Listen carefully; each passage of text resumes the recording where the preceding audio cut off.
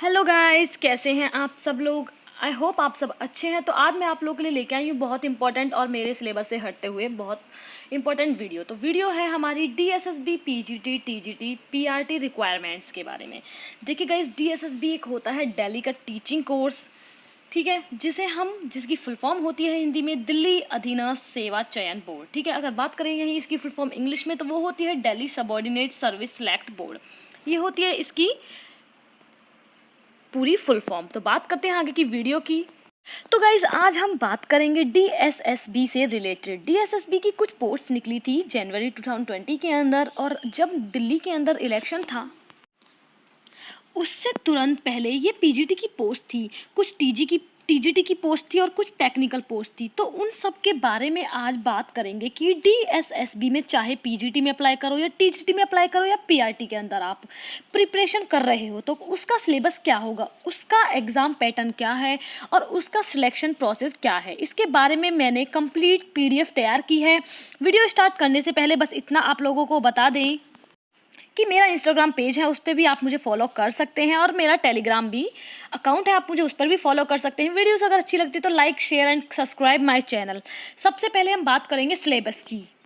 तो सबसे पहले ये है सिलेबस। पार्ट ए है ये general awareness syllabus for DSSB PGT TGT PRT 2020।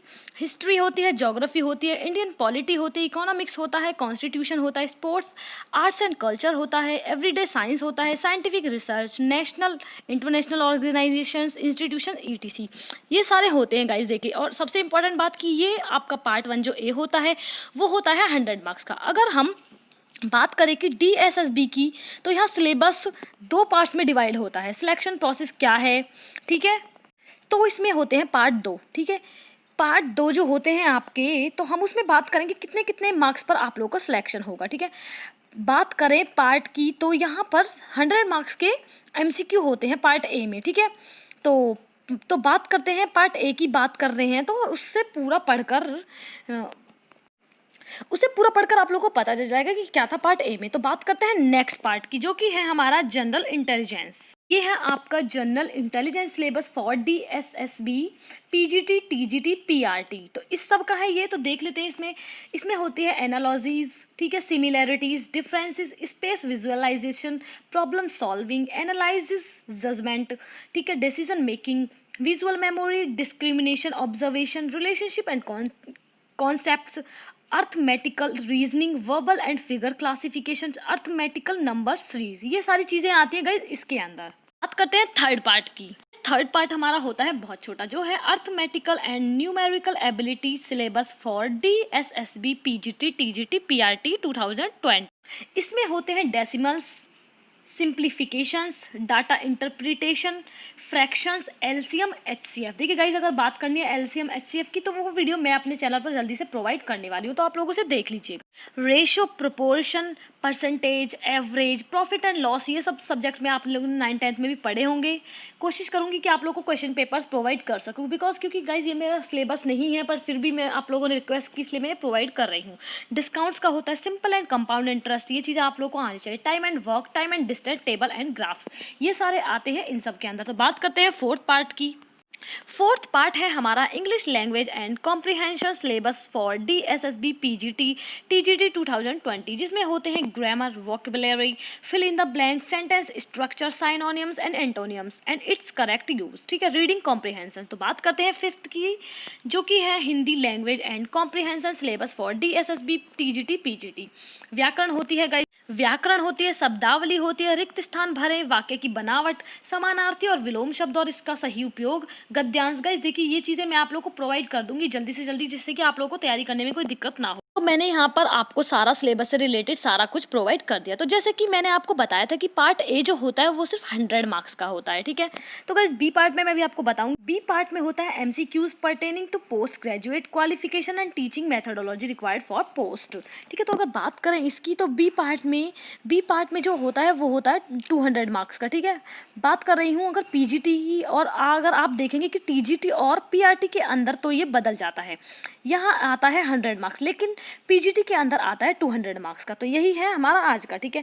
अब बात करते हैं पार्ट बी की। तो यहाँ दिया हुआ है DSSB PGT एग्जाम पैटर्न। देखिए यहाँ पर अगर बात करें, सब्जेक्ट भी दिया हुआ है, नंबर ऑफ क्वेश्चंस दिए हुए हैं, मार्क्स कितने होते हैं वो भी दिया हुआ है। सब्जेक्ट है general awareness, number of questions होते हैं 20 और नंबर ऑफ मार्क्स है 20 मार्क्स का। Mental ability and reasoning ability वो भी होता है 20 मार्क्स का और इसके मार्क्स भी 20 होते हैं, क्वेश्चन भी 20 होते हैं। ठीक है, तो यहाँ है numerical aptitude and data interpretation. ठीक है, ये भी होता है 20 मार्क्स का और इसमें होते हैं 20 क्वेश्चंस। बात करें अगर हिंदी लैंग्वेज एंड कॉम्प्रिहेंशंस की, तो ये भी 20 मार्क्स का होता है, 20 ही इसके क्वेश्चन।